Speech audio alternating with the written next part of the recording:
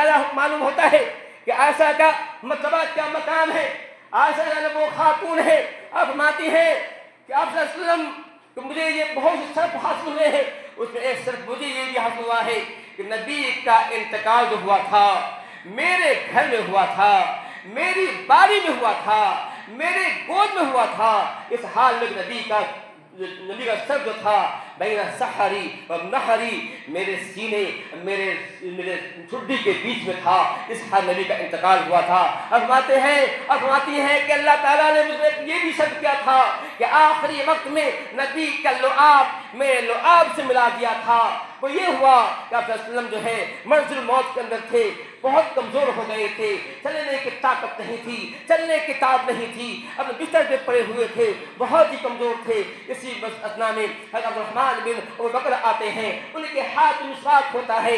آپ صلی اللہ علیہ وسلم کو دیکھتے ہیں لیکن اتنی ہمت نہیں ہے کہ کہہ سکے کہ اے ابو بکر, اے عبدالرحمن مجھے مسواک دو. حضرت عائشہ دیکھتی ہے کہ نبی کی نگاہ جو ہے مسواک پہ پڑ رہی ہے. آپ فرماتے ہیں, آپ پوچھتے ہیں صلی اللہ علیہ وسلم کہ آپ کو مسواک چاہیے؟ اب اشارہ کرتے ہیں ہاں. آپ حضرت عائشہ جو ہے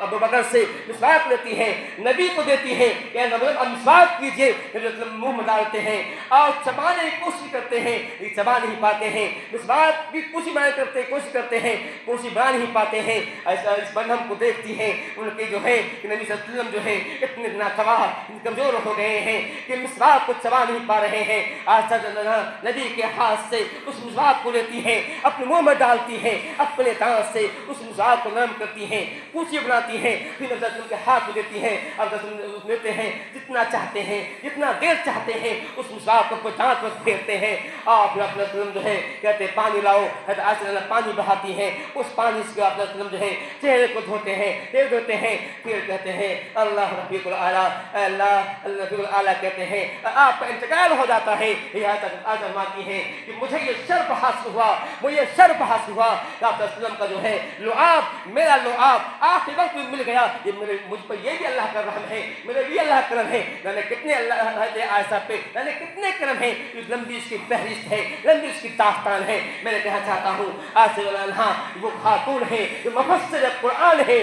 جب بھی صحابہ کرام کو کسی مسئلے کا خلاف ہوا ہے, کوئی مسئلہ آیا ہے تو وہ سمجھ نہیں آ رہا تھا, اور صحابی جو ہے عائشہ پر آتے تھے, کہتے ہیں اے عائشہ عنہا, اے مومنوں کی ماں, یہ مسئلہ درپیش ہمارے سامنے درپیش ہے, یہ مسئلہ ہے, بتائیے اس میں کیا حل ہے. نبی نے کیا فرمایا ہے؟ آپ عائشہ عنہا بتاتی تھی نبی کا اس میں یہ مسئلہ ہے, نبی کی طریقہ اس تعلق سے یہ فتویٰ ہے, یہ حکم ہے. صحابہ کرام جو ہے ہر موڑ پہ جب بھی کوئی مسئلہ آیا ہے نبی صلی اللہ علیہ وسلم کی جو ہے بیوی عائشہ کے پاس گئی ہے. یہی وجہ ہے کہ محدثین کہتے ہیں کہ علم حدیث کا بلکہ علم شریعت کا چوتھائی علم عائشہ کو پتہ اکیلے ہے, چوتھائی علم عائشہ کو پتہ اکیلے ہے, اکیلے عائشہ کو چوتھائی علم ہے, اور 3 حصہ جو ہے پورے صحابہ بتا ہوا ہے, نبی کے دوسری بیوی بتا ہوا ہے. یہ ان کا مقام ہے, مرتبہ ہے. اس سے خاتون کے بارے میں بدزبانی کی جائے, ایسے لوگوں کی زبان کھینچنی چاہیے, یہ حق بنتا ہے. اگر کوئی نبی کی بیوی کو برا کہتا ہے, کوئی نبی کی بیوی کو نہیں, نبی کو برا کہتا ہے, کوئی نبی کی بیوی الزام لگاتا ہے, کوئی نبی میں الزام لگاتا ہے کہ نبی نے ایسے کہ اور اچھا کیا تو بری تھی.